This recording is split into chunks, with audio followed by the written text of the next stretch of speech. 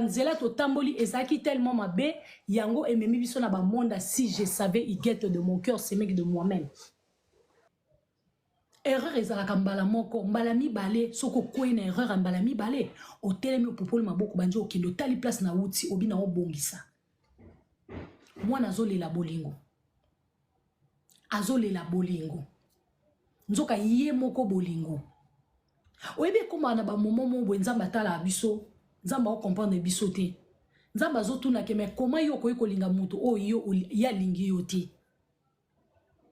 Nzamba pesi yo bolingo. Yo moko travailler na amour na yo. Est-ce que ezaka obligé to banda ko vanda na babibali oyo babali biso te ba pesi bombo te mibali na pe d'une part bazo respecter pe ba parents na biso pete. To awa wa bozolo ba ke miss de miss mobali na nga kuta bala na enga te mais mobali po bala yo. Eza étape à la vie faut ko sala po mobala yo bala yo. Eloko ni osali ke mobala yo ko bala yo. Yo botele mwana liboso mwana mibale osoki paranaye ozo pesa ye nyonso ozo sa ile nyonso ya ko sala. Olinga bala yo ndenge ni akobalo te. Mobali abala muninga na ye mobali te. Ba un bon tonton. Babala ramininga na bon mibali te ba un bon tonton. Aibi ke yo za muninga na ye mobali yo zo sala na onyonso. Maka mingi bana na biso to sala e wuti na ba parents na biso. Moi je parle différemment hein, nga sola ou kwa ba nyonso te. Moi quand je parle, je mets Dieu dedans.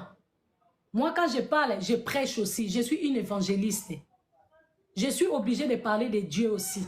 Parce que basi ebele bazo comprendre te ba fondement na bango ya ba famille to wuti ya ba nzela to tamboli ezaki tellement mabe yango ememi biso na ba monde. Si je savais il guette de mon cœur c'est mec de moi-même. Oboti bana mibale tata quand neto so na bino boye tala vie ya maman o aboti yo neto so na yo zwa temps une minute tala vie ya maman boti yo zwa vie tala vie ya papa boti yo s'il vous plaît. Tala ba vie ba papa ba boti yo na mama eza ndeni